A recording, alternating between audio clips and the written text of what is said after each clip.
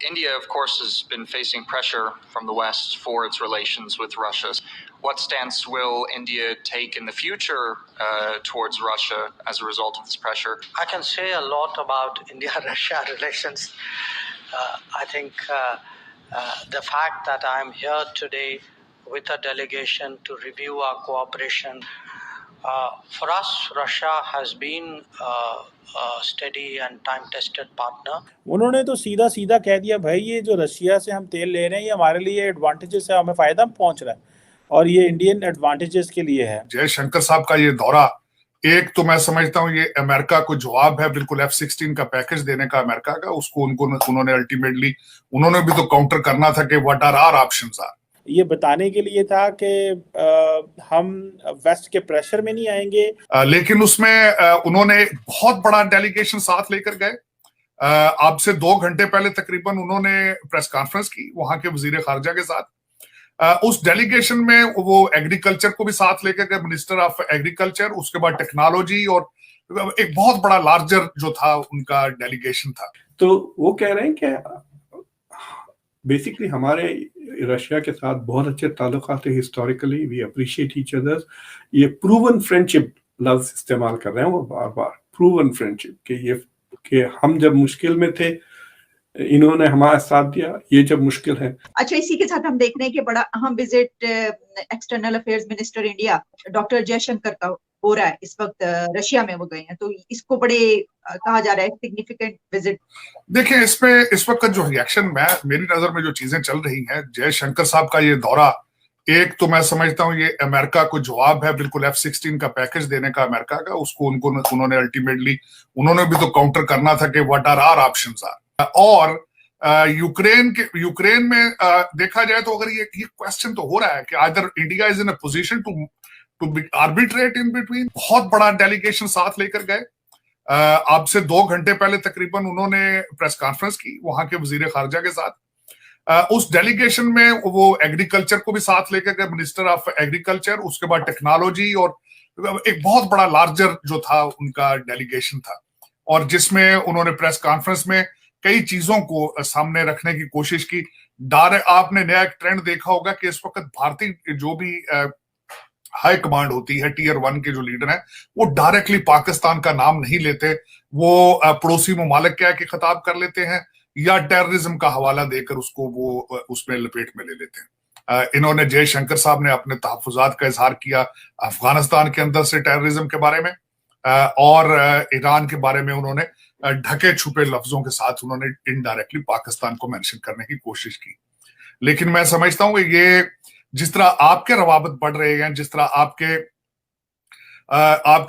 वजीर आजम जो है इस वक्त इजिप्ट है, आप रिसेंटली चाइना का दौरा था, रशिया से ग्रेन लेने की बातें थी, F-16 अमेरिका ने आपको उसका कहा था, और आपके हाई टियर 1 लेवल के लोगों का अमेरिका का दौरा था।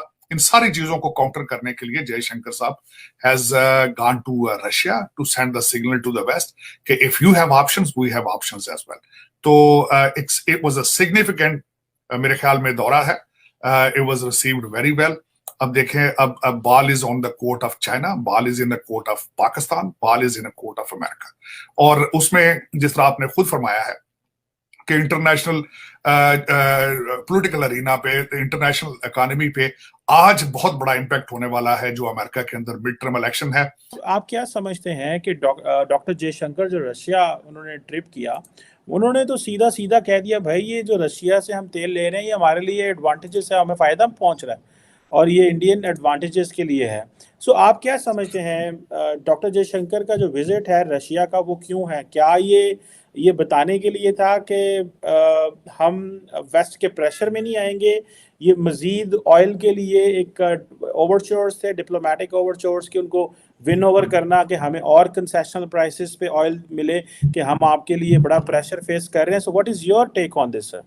जयशंकर की जो ट्रिप है, दिस इज अ वेरी, मेरे लिए तो बहुत ही दिलचस्प, ये क्लियर सिग्नल। अभी तो 2 दिन का दौरा है, अभी देखें क्या क्या होता है वहां पर। लेकिन जो पहली प्रेस कॉन्फ्रेंस थी, उस प्रेस कॉन्फ्रेंस में एक बंदे ने जयशंकर से पूछा कि आप अकेले नहीं आए हैं, आपके साथ तो बड़ा काफिला लेकर आए हैं। there are lots and lots of officials, आखिर बात क्या है he was saying. तो वो कह रहे हैं कि बेसिकली हमारे रशिया के साथ बहुत अच्छे ताल्लुकात हैं historically, we appreciate each others. ये प्रूवन फ्रेंडशिप लफ्ज इस्तेमाल कर रहे हैं वो बार बार, प्रूवन फ्रेंडशिप, कि हम जब मुश्किल में थे इन्होंने हमारा साथ दिया, ये जब मुश्किल है. तो उन्होंने he has taken a lot of officials with him who are going to engage with Russia in multi domains, यानी कई डिफरेंट एरियाज में इंटरैक्शन होगा. तो जो स्केड्यूल्ड मीटिंग्स है लावरोव के अलावा with the deputy prime minister या प्रेसिडेंट का जो भी रैंक है, who is in charge of trade, Denis कुछ नाम है उनका, डेनिस. तो 2 लोगों से मिल रहे हैं जयशंकर, और उनके जाने से पहले भी पुतिन ने बहुत तारीफें की इंडिया की. 2 बार उन्होंने कहा Indians are very talented and purposeful people और बहुत तरक्की करेगी India. So you can see के बहुत कुछ हो रहा है राइट इन दौरान. So it is a very serious thing, और it will be interesting to see कि जब ये मीटिंगें खत्म होती हैं, जो क्लोजिंग प्रेस कॉन्फ्रेंस होंगी, उसमें किस किस्म के अग्रीमेंट्स और अंडरस्टैंडिंग साइन होते हैं इस बार. That will become very interesting. It will show के commitments थोड़ा फाइन प्रिंट में देखना चाहिए कि पुराने एग्रीमेंट्स को फिर दोबारा तो नहीं दोहरा रहे हैं ये, या कोई जेन्युइनली नए एग्रीमेंट्स हो. दूसरी चीज ये है कि जयशंकर की ये ट्रिप से पहले फॉरेन मिनिस्टर जयशंकर की secretary of state Anthony Blinken से उनकी बात हो चुकी है.